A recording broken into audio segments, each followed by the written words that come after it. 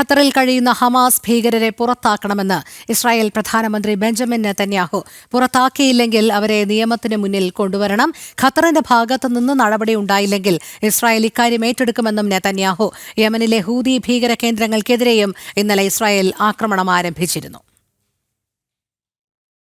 So we did exactly what America did when it went after the terrorists, the Al-Qaeda terrorists in Afghanistan, and after they went and killed Osama bin Laden in Pakistan.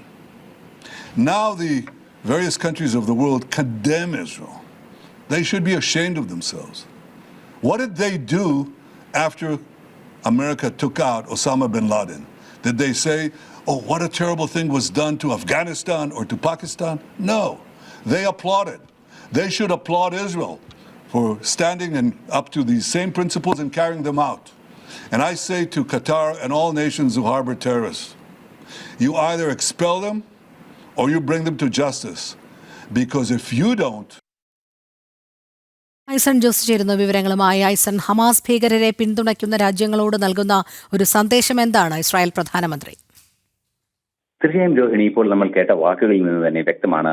അവസാനത്തെ അദ്ദേഹത്തിന്റെ വാക്കുകളിൽ നിന്ന് തന്നെ വളരെ കൃത്യമാണ്. നിങ്ങൾ ഒന്നുകിൽ അവരെ, അതായത് ഖത്തറിനോടാണ് പറയുന്നത്, ഒന്നുകിൽ അവരെ നിയമത്തിന് മുന്നിൽ കൊണ്ടുവരണം, അല്ലെങ്കിൽ അവരെ പുറത്താക്കണം, അതായത് ഡീപ്പോർട്ട് ചെയ്യണം, നാട് കടത്തണം എന്നൊരു നിലപാടാണ് അദ്ദേഹം അറിയിച്ചിരിക്കുന്നത്. ഇത് രണ്ടിനും തയ്യാറായില്ലെങ്കിൽ അത് തങ്ങൾ ഏറ്റെടുക്കുമെന്ന കൃത്യമായൊരു മുന്നറിയിപ്പ് തന്നെയാണ് ബെഞ്ചമിൻ നെതന്യാഹു നൽകിയത്. ഇന്ന് ഏറെ വാർത്താ പ്രാധാന്യത്തോടെ ലോക മാധ്യമങ്ങളെല്ലാം തന്നെ കാര്യം ചർച്ച ചെയ്യുകയും ചെയ്യുന്നുണ്ട്.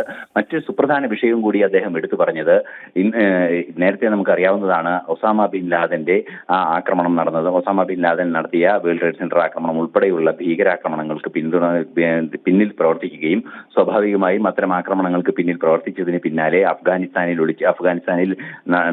സൈനിക നടപടി സ്വീകരിക്കുകയും പാകിസ്ഥാനിൽ നിന്ന് ഒസാമ ബിൻ ലാദനെ പിടികൂടി കൊലപ്പെടുത്തുകയും ചെയ്ത അതേ ഉത്തരവാദിത്വം തന്നെയാണ് ഭീകരർക്കെതിരെ ഇസ്രയേലും നടത്തുന്നത്. ഇസ്രയേലിനെ വിമർശിക്കുന്നവർ അക്കാര്യം തിരിച്ചറിഞ്ഞ് ഇസ്രയേലിന്റെ പ്രവൃത്തിയെ അഭിനന്ദിക്കണമെന്നും അദ്ദേഹം വളരെ കൃത്യമായി പറയുന്നുണ്ട്.